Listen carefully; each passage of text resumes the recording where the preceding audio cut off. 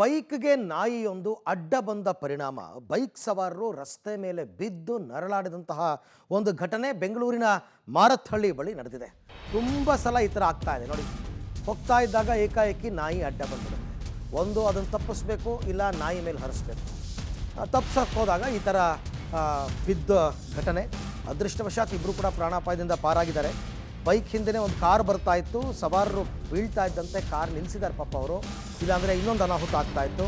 ಘಟನೆಯಲ್ಲಿ ಬೈಕ್ನಲ್ಲಿದ್ದ ಇಬ್ಬರಿಗೂ ಕೂಡ ಗಾಯಗಳಾಗಿದ್ದು ಆ ಕಾರಿನ ಡ್ಯಾಶ್ ಕ್ಯಾಮ್ರಾದಲ್ಲಿ ಈ ದೃಶ್ಯ ಸೆರೆಯಾಗಿದೆ.